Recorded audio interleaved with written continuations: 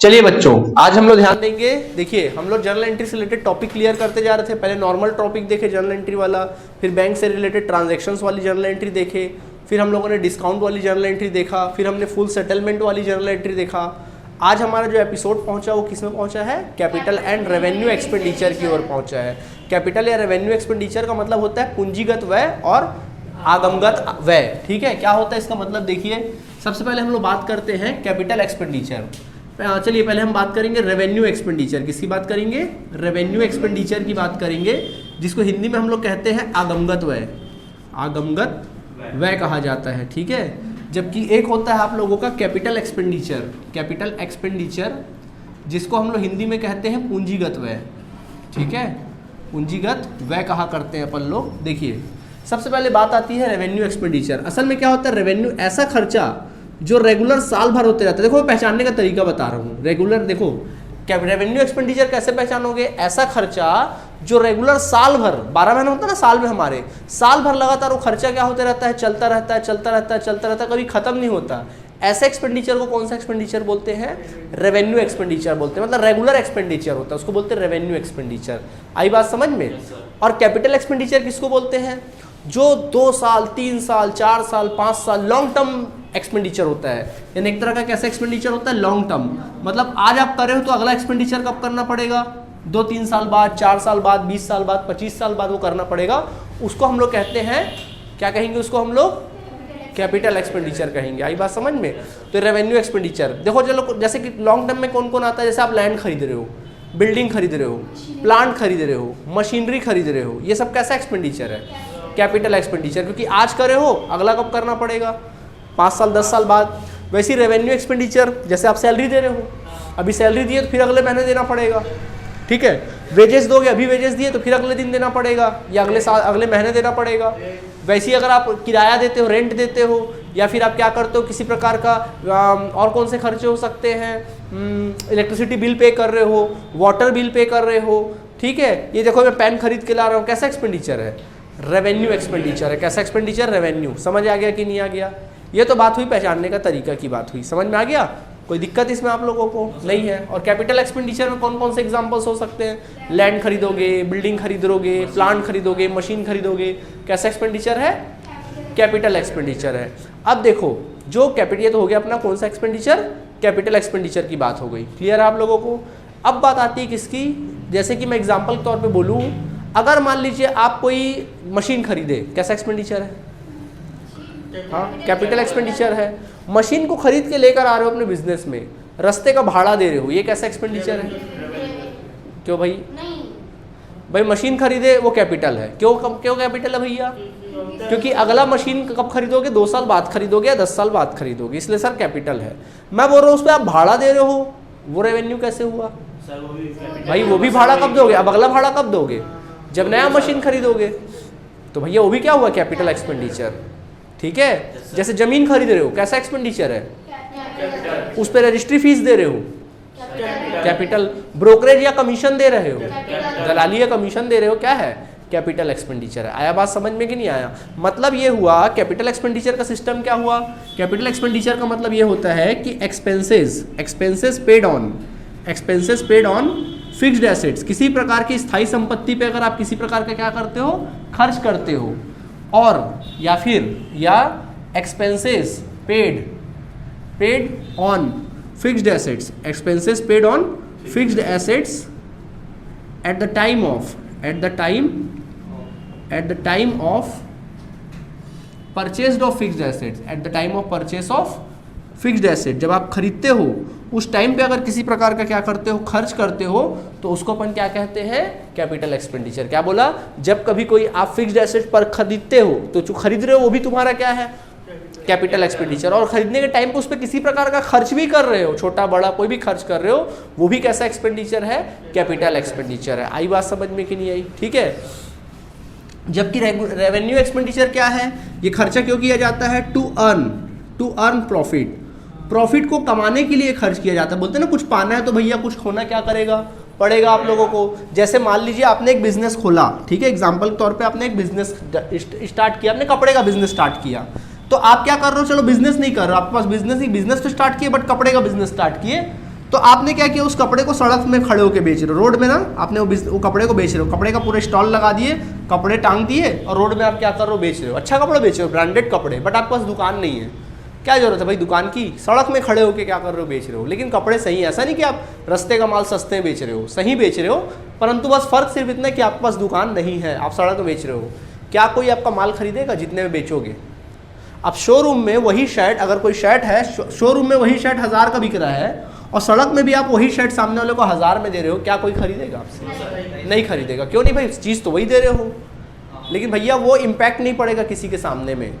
तो आपने क्या किया, आपको प्रॉफिट बढ़ रहा है क्या? नहीं। तो आपने क्या कर दिया, एक दुकान आपने एक दुकान किराए पर ले लिया, एक शॉप को क्या कर लिया, किराए पर ले लिया। अब आप इस पर हर महीने आप क्या कर रहे हो, 2000 रुपये रेंट दे रहे हो, इस दुकान का 2000 रुपये क्या कर रहे हो, हर महीने रेंट दे रहे हो। अब बताइए यही माल वहाँ से बेच रहे हो, क्या होगा, लोग खरीदेंगे कि नहीं खरीदेंगे? अब लोग आपसे माल खरीदेंगे क्योंकि आपने शॉप ले लिया, तो शॉप का बड़ा इम्पैक्ट पड़ता है ना। तो आपने अपना प्रॉफिट को बढ़ाने के लिए, आपने देखा भाई कोई माल खरीद नहीं रहा था, तो अपने प्रॉफिट को बढ़ाने के लिए आपने क्या किया, ये आपने किराए पर ले लिया और हर महीने किराया देना चालू कर दिया, तो आपको प्रॉफिट बढ़ गया कि नहीं बढ़ गया? ये कैसा एक्सपेंडिचर है? Revenue expenditure. आप प्रॉफिट अर्न करने के लिए कमा रहे हो। वर्करों को सैलरी में क्यों रखते हैं अपन लोग? वर्कर लोगों को क्यों रखते हैं अपन लोग?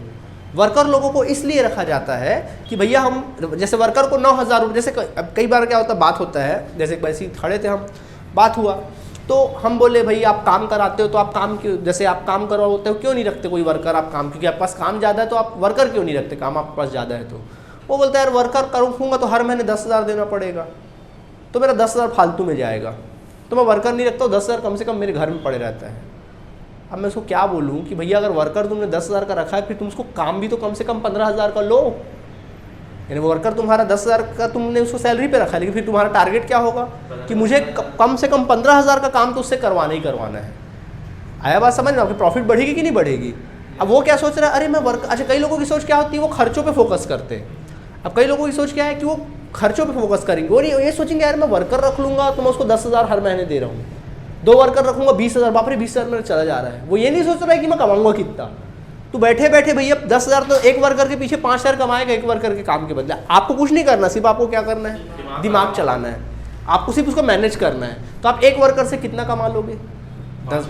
5,000 रुपये कमा रहे हो, 2 वर्कर रखे तो 10,000 फ्री में आप कमा रहे हो, समझ लो आपकी फ्री की इनकम है। आप जो काम कर रहे हो तो कमा रहे हो, उधर से भी कमा रहे हो। तो कैसा प्रॉफिट अर्न करने के लिए कमाया ना आपने, कैसा एक्सपेंडिचर है, रेवेन्यू एक्सपेंडिचर। दोनों के बीच का डिफरेंस समझ में आया आप लोगों को? ठीक है, ओके। जैसे और एक एग्जांपल देता हूँ, चलो छोड़ो अभी इसको। देखो एंट्री क्या बनती, देखो इसकी जर्नल एंट्री की जाती है। देखो कभी भी क्या होता है, मतलब ना इसके लिए क्या करते हैं अपन, सेपरेट अकाउंट ओपन होता है। इस प्रकार के खर्चे करोगे ना तो उसके लिए सेपरेट अकाउंट ओपन होगा। Separate account will be open for revenue expenditure. Separate account will be open for revenue expenditure. Revenue expenditure के लिए सेपरेट अकाउंट ओपन होता है। जैसे एग्जांपल के तौर पे, जैसे सैलरी पेड करते हो, बताओ सैलरी पेड कर रहे हो, कैसा एक्सपेंडिचर है? बोलो बोलो, सैलरी आप पे करते हो, कैसा एक्सपेंडिचर है? रेवेन्यू हो। तो याद करो इसकी क्या एंट्री करते थे आप लोग? हाँ, salary account debit to cash account, यही ना करते थे, याद करो, salary account debit to cash, है ना। इसका मतलब क्या हुआ, देखो आपने लिखा ना सैलरी अकाउंट डेबिट, इसका मतलब हुआ कि आपने सेपरेटली सैलरी अकाउंट खोला है। आपने सैलरी अकाउंट क्या किया है, खोला है। ये सैलरी अकाउंट आपने खोला, समझ आया? उसी जगह इसमें क्या होता है, no separate account will be open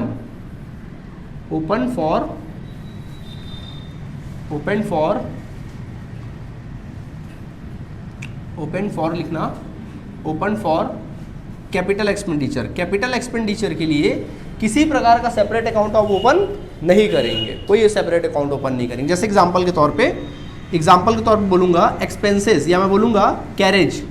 बेटा कैरेज का मतलब क्या होता है, भाड़ा। कैरेज का मतलब होता है भाड़ा पे करना। Carriage paid on purchase of machine, purchase या फिर मशीन, या परचेस क्या लिखना, सीधा लिखो machine. Carriage paid on machine, आपने मशीन खरीदा, उस पर भाड़ा दिया। बताइए कैसा एक्सपेंडिचर है, कैपिटल है, क्योंकि मशीन खरीदने के टाइम पे आप खर्च कर रहे हो, कैपिटल है। तो उसके लिए अब आप एंट्री क्या करोगे, carriage account debit to cash मत कर देना। कैरेज अकाउंट डेबिट करने का मतलब है कैरेज अकाउंट डेबिट हो जाएगा, नया अकाउंट खुल जाएगा वहाँ पे। तो भाई क्या रेवेन्यू है, रेवेन्यू होता अगर भाड़ा आप हर 2 दिन में दे रहे हो, हर 15 दिन में दे रहे हो, हर महीने दे रहे हो, फिर वो carriage account debit to cash होता। लेकिन यहाँ पर कैरेज किस में दे रहे हो आप लोग? मशीन में दे रहे हो। किस में दे रहे हो? मशीन पे। तो कैसा एक्सपेंडिचर है? कैपिटल है। तो बेटा वहाँ भाड़े का नाम नहीं आएगा, मशीन का नाम आएगा। तब वहाँ पे एंट्री क्या करोगे? Machine account debit. हाँ, जैसे मान लो 100 रुपये भाड़ा दिए तो machine account debit to cash account करोगे और कितने रुपए लिखोगे? 100 रुपया लिखोगे। कितना लिखोगे? 100 रुपया। मतलब मशीन का नाम आएगा, ना कि कोई खर्चे का नाम आएगा। क्लियर है आप लोगों को? दोनों का डिफरेंस समझ में आया अच्छे से कि नहीं आया? ठीक है, कुछ पूछना है? नोट करेंगे। चलो बच्चों, अभी एग्जांपल्स बताते हैं। आप लोग बताइएगा रेवेन्यू की कैपिटल है। ठीक है, चलो मैं बोलता हूँ सबसे पहला carriage. Carriage paid on purchase. Carriage paid on purchase. Carriage paid on लिखेंगे अपन लोग परचेस, यानी कि क्रय पर भाड़ा चुकाया। क्रय पर भाड़ा चुकाया। माल खरीदने पर, क्रय पर मतलब माल खरीदने पर भाड़ा आपने क्या किया? चुकाया। क्वेश्चन देख के बताओ पहले, रेवेन्यू एक्सपेंडिचर है कि कैपिटल है?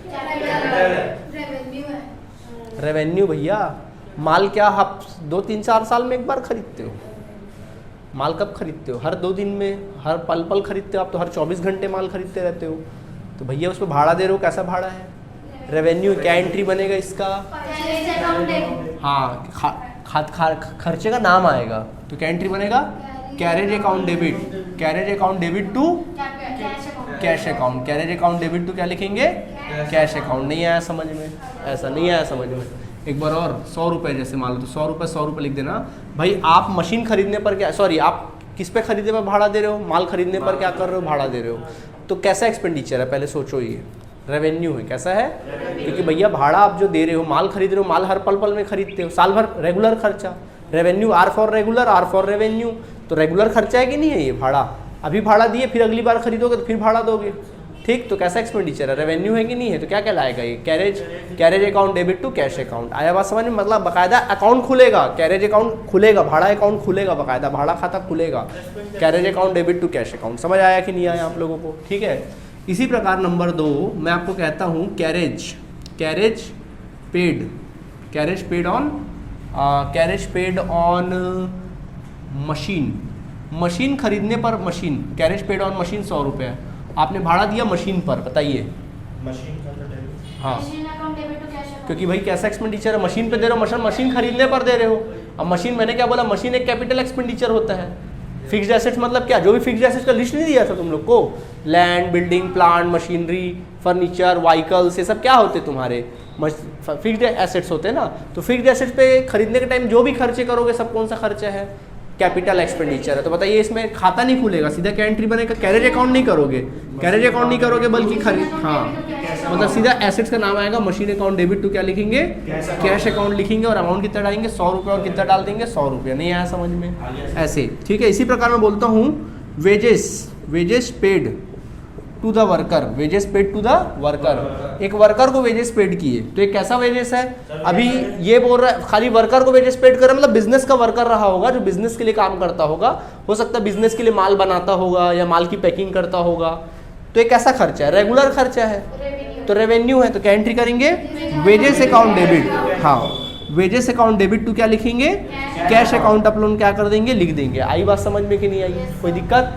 लेकिन इसी जगह अगर मैं कहता हूँ wages, wages, wages paid. Wages मतलब मजदूरी होता है, पता है कि नहीं पता है? वेजेस का मतलब होता है मजदूरी देना, किसी को मजदूरी देना। Wages paid to the worker, worker of factory building, या ऐसा लिख सकते हैं wages paid for, wages paid for construction of building. Construction of building मतलब आप बिल्डिंग बनवा रहे थे। क्या बनवा रहे थे? बिल्डिंग बनवा रहे थे। ठीक है, क्या बना रहे थे? बिल्डिंग बनवा रहे थे। बिल्डिंग बनवा रहे थे, उसका वर्कर को वेजेस पेड किए हो। बिल्डिंग है तो एक कैपिटल बन गया, क्योंकि बिल्डिंग बनवा रहे हो मतलब आप बड़ा खर्चा कर रहे हो। अगली बार बिल्डिंग कब बनाओगे? हर 4 साल बाद तो नहीं बनाते ना बिल्डिंग, हर 4 दिन बाद तो नहीं बनाते हो। जो भी साल, 5 साल बनाओगे, 10 साल बनाओगे, 20 साल बाद बनाओगे, जब भी बनाओगे तो एक ऐसा एक्सपेंडिचर है। तब यहाँ क्या एंट्री बनेगा? हाँ, मतलब उसका नाम आएगा जिस पर एक खर्चा किया गया है, जिस एसेट्स पे खर्चा किया गया उसका नाम आएगा टू कैश अकाउंट। नहीं आया समझ में?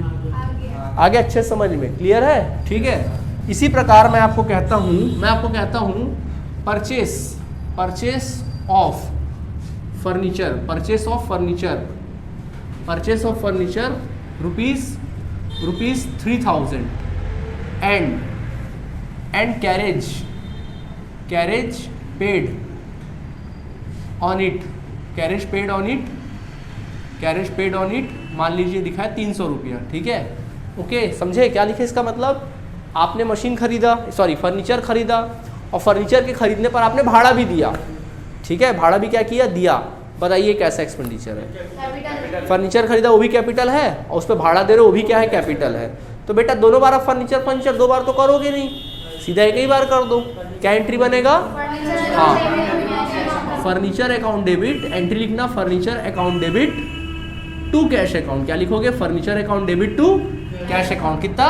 3300 3000 फर्नीचर का और 300 भाड़े का। मतलब मशीन का खर्चे, एसेट्स का नाम आएगा, संपत्ति का नाम आता है वहाँ पे। क्लियर है आप सभी को? ठीक, चलो और एक बताते हैं आप लोगों को। मैं कहता हूँ, मैं बोलता हूँ कि आप देखिए, मैं बता रहा हूँ आप लोगों को। जैसे मान लीजिए मैं बोलता हूँ परचेस ऑफ वुड रुपीज़ 10,000, ठीक है। परचेस ऑफ वुड मतलब क्या होता है? लकड़ी। वुड मतलब क्या होता है? लकड़ी, ठीक है। इसके बाद परचेस ऑफ वुड रुपीज़ 10,000 मतलब आपने लकड़ी खरीदा कितने का? 10,000 का, ठीक है। फेविकोल खरीदा आपने, फेविकोल खरीदा मान लीजिए 1,000 का फेविकोल खरीदा, ठीक है। इसके अलावा आपने सनमाइका खरीदा, सनमाइका आपने खरीदा, सपोज 5,000 रुपये का सनमाइका खरीदा, ठीक। एक कारपेंटर को बुलाया और कारपेंटर उस पर काम किया, फर्नीचर को क्रिएट किया, तो उसको आपने क्या किया? मजदूरी दिया, वेजेस दिया उसको, उसकी क्या दी? मजदूरी दिया। आपने उसको 5,000 रुपये क्या कर दिया? मजदूरी दे दिया। अब सामान लाए होगे, ले जाए होगे, उसको भाड़ा वाड़ा देना ही पड़ा होगा। वुड खरीद के लाए, फेविकोल, दुनिया भर का चीज़ खरीद के लाए, रिक्शा में लेकर आए थे, तो क्या दिए होगे उस पर? आपने कैरेज पेड किया होगा, ठीक है। तो आपने बच्चों उस पर मान लीजिए 100 रुपये आपने क्या किया? कैरेज पेड किया, ठीक। टू मेक द फर्नीचर, ये सब खर्चा किसके लिए किया? एक फर्नीचर बनवाने के लिए, एक टेबल बनवाने के लिए आपने क्या किया? खर्चा किया। बताइए इसकी क्या एंट्री बनेगी? Furniture account debit to cash. और अमाउंट कितना डालेंगे? सबको जोड़ देंगे। सबको क्या करेंगे? जोड़ देंगे। ऐसा क्वेश्चन साल 2014 में कि 15 में आपके एग्जाम में आया था, मालूम? उसमें क्या किया था? ऐसे ही कुछ क्वेश्चन दिया था कि फर्नीचर आप वुड खरीदे, फेविकोल खरीदे, सनमाइका खरीदे, वेजेस दिए, भाड़ा दिए, दुनिया भर का खर्चा दिए, और एक फर्नीचर हमने क्या कर दिया? बना दिया। ऐसा क्वेश्चन आया था एग्जाम में। तो कई बच्चे गधे लोग क्या करके आए पता है? उन लोग क्या करके आए? लाख बार बताने के बाद भी wood account debit, Fevicol account debit, Sunmica account debit, wages account debit, carriage account debit to cash account. और एकदम इजी पेपर आया था भाई, मजा आ गया, एकदम सही बना है। जबकि भाई ये कैसा एक्सपेंडिचर है? देखो मैं स्पेशल क्लास ले रहा हूँ, इसका स्पेशल क्लास ले रहा हूँ, फिर भी ये गलती आप करके आओगे, देखना मैं जान रहा हूँ। स्पेशल क्लास ले रहा हूँ इसका, ठीक है। जब भी कोई एसेट्स आप खरीदोगे तो कैसे क्या होगा? सारे खर्चे को अपन क्या कर देते? जोड़ देते। और सीधा अपन क्या बोलेंगे? एक एंट्री बोलेंगे, फर्नीचर अकाउंट डेबिट, हाँ, furniture account debit to cash account. क्या लिखेंगे? Furniture account debit to cash account. और कितना रुपए लिखोगे? 10,000, 11,000, 11,500, 16, 16,500, 21,100 रुपया, 21,100 रुपया, ऐसा 21,100 रुपया सबको जोड़ के। नहीं आया समझ में? ऐसे क्लियर है आप लोगों को? हाँ, नरेशन लिख सकते, बीइंग मतलब एक प्रकार से बोल सकते मेकिंग ऑफ फर्नीचर, या परचेस ऑफ फर्नीचर भी लिख सकते हो direct, being purchase of furniture. आया बात समझ में कि नहीं आया? ठीक है, ये हो सकता है। अच्छा, एग्जाम में ना और एक क्वेश्चन आया था, जैसे कि मान लीजिए क्वेश्चन में क्या आया था मालूम? परचेस ऑफ सीमेंट, ऐसा दिया था क्वेश्चन में। एक और दिया था, purchase of cement rupees 1 lakh, purchase of cement rupees 1 lakh. फिर उसमें दे दिया था ब्रिक्स, अपने को दे दिया था परचेस ऑफ ब्रिक्स। ब्रिक्स मतलब क्या होता है? ईंट होता है। ईंट हमने खरीदा कितने का? सपोज हमने खरीदा 50,000 रुपये का ईंट खरीदा, ठीक है। उसके बाद फिर हमने क्या खरीदा? रॉड खरीदा, ठीक है। हमने क्या खरीद लिया? रॉड खरीद लिया, ठीक। रॉड खरीदा, मान लो 2 लाख रुपए का क्या खरीद लिया? रॉड खरीद लिया, ठीक है। इस पे लेबर दिया हमने, लेबर दिया मान लीजिए 50,000 रुपये का, हमने क्या कर दिया? उस पर लेबर दे दिया, ठीक। इसके अलावा म्यूनसिपल कुछ म्यूनसिपल या गवर्नमेंट कुछ लीगल एक्सपेंसेस कर दिए। कुछ होता है ना, परमिशन लेने के लिए नक्शा वक्शा पास कराते हो दुनिया भर का, और भी लीगल खर्चे, कानूनी व्यय आपने कर दिया उसमें। सपोज 10,000 रुपये का आपने कानूनी व्यय वगैरह क्या कर दिया? खर्चा कर दिया, ठीक है। इसके अलावा आपने पेंट वगैरह पे खर्च कर दिया, पेंट्स वगैरह पे क्या कर दिया, पेंट एंड वाइट वॉशिंग पे आपने खर्च कर दिया, वाइट वॉशिंग पे, पेंट या वाइट वॉशिंग पुताई वताई पे आपने क्या कर दिया, खर्च कर दिया। मान लो 5,000 रुपये खर्च कर दिया। समझ में आ गया कि नहीं आ गया? अब इस तो है ना, टू कंस्ट्रक्ट बिल्डिंग, किसके लिए खर्च किया? टू कंस्ट्रक्ट बिल्डिंग, बिल्डिंग आपने बनवाया, बिल्डिंग का कंस्ट्रक्शन कराया और बिल्डिंग बनकर क्या हो गया, तैयार हो गया। अब इसकी एंट्री क्या बनेगी? एक ही एंट्री बनेगी, बिल्कुल सिंपल है, वेरी गुड। क्या? बिल्डिंग अकाउंट डेबिट, हाँ, buildings account debit to cash account लिखेंगे और अमाउंट कितना डालेंगे, सबको जोड़ देंगे। देखो सीमेंट 1 लाख, ब्रिक्स 1.5 लाख, 1.5 लाख, 3.5 लाख, 4 लाख, 4,15,000 आ रहा है। चलिए ठीक है, कितना आ गया? 4,15,000। नरेशन लिख सकते हो, कंस्ट्रक्शन ऑफ बिल्डिंग या फिर परचेस ऑफ बिल्डिंग भी लिख सकते हो। समझ आया कि नहीं आया? ऐसा क्वेश्चन है, कोई दिक्कत नहीं आया समझ में? ठीक है, अच्छे से आ गया, भूलोगे तो नहीं? पक्का? चलिए नोट कर लीजिए। तो समझ में आया तुम लोग को कैपिटल और रेवेन्यू एक्सपेंडिचर? ठीक है। अच्छा, एक बार क्वेश्चन एग्जाम में कैसा आया था, जैसे बिल्डिंग खरीद रहे और भी कुछ अलग अलग आ जाता है। जैसे हमने कोई बिल्डिंग खरीदा मान लो 1 लाख रुपए का, ठीक। अब उस पर हमने रजिस्ट्री फीस चुकाया, रजिस्ट्री फीस हमने पे किया मान लो 10,000 रुपये, गवर्नमेंट को रजिस्ट्री फीस देते 10,000 रुपये। फिर हमने क्या किया, उस बिल्डिंग पे क्या किया, थोड़ा सा उसको वाइट वॉशिंग करा दिया, टाइल्स वाइल्स उसमें लगा दिया, प्लम्बर वाला काम करवा दिया, टैंकी उनकी लगवा दिया, ऐसे करके हमने कुल मिला के 90,000 उसमें खर्च कर डाला। बताओ बिल्डिंग कितने का पड़ा? 2 लाख का। सबको जोड़ दिए, 2 लाख का पड़ा। एंट्री क्या बनेगा? Building account debit to cash. ऐसे ही होता है। समझ में आ गया कि नहीं आ गया? ठीक है। जैसे मैं कहूँ, मैं कहता हूँ, मैं बोलता हूँ एक, चलिए एक और बताते हैं आप लोगों को, इसको मिटा देते हैं। देखो जैसे मैं कहता हूँ रिपेयर्स एंड मेंटेनेंस, यानी कि मरम्मत और रख रखाव एक्सपेंसेस किया आप लोगों ने 2,000 रुपये, क्या एंट्री बनेगा इसका बोलो? रेवेन्यू एक्सपेंडिचर है। खाली रिपेयर एंड मेंटेनेंस बोलेगा क्या मानेंगे? क्या आप मशीनों का रिपेयर्स वगैरह नहीं कराते हो क्या? कराते हो ना। और रिपेयर कब कराते हो? जब खराब होता है। और बीच बीच में जो उसमें ऑयल चेंज कराते हो, हर 2-3 महीने में जरूरत पड़ता है कि नहीं पड़ता है? कैसा एक्सपेंडिचर है? रेवेन्यू है। हर 2-3 महीने में नहीं करते हो अपन, ऑयलिंग करते हैं ना, रेवेन्यू एक्सपेंडिचर है। क्या एंट्री बनेगा? Repairs and maintenance account debit to cash. Repairs and maintenance account debit to cash. नहीं, नाम क्यों लिखोगे? नहीं, एक्सपेंसेस नहीं, रिपेयर एंड मेंटेनेंस लिख दिए ना, रिपेयर्स एंड मेंटेनेंस। क्यों wages account debit to cash लिखती है, वेजेस एक्सपेंसेस अकाउंट डेबिट लिखती हूँ? हाँ वही, repairs and maintenance account debit to cash account, ठीक है। लेकिन अगर लिखा रहेगा repair and maintenance expenses paid on machine नहीं, बट सेकेंड हैंड मशीन आपने खरीदा है, जैसे होता है ना सेकेंड हैंड मशीन हमने कराया, उस पर हमने कराया रिपेयर्स वगैरह, या कोई मेजर रिपेयर कराया, मेजर मतलब बड़ा रिपेयर कराया होता है ना, कई बार अपन 2-3-4 साल में मशीन को थोड़ा अच्छा ओवरऑलिंग कराते, बड़ा खर्चा करते, तो वो क्या कहलाता है आप लोगों का? कैपिटल एक्सपेंडिचर कहलाता है। कैसा एक्सपेंडिचर कहलाता है? कैपिटल। तो कैपिटल एक्सपेंडिचर कहलाता है। क्लियर आप सभी को कि नहीं है? तो ये होता है अपना कहानी, ठीक है। तो आज हमारा कैपिटल रेवेन्यू वाला क्लास क्या हो गया? कंप्लीट। अगर आएगा क्वेश्चन जब बनाएंगे तो क्लियर हो जाएगा, ठीक है। Thank you.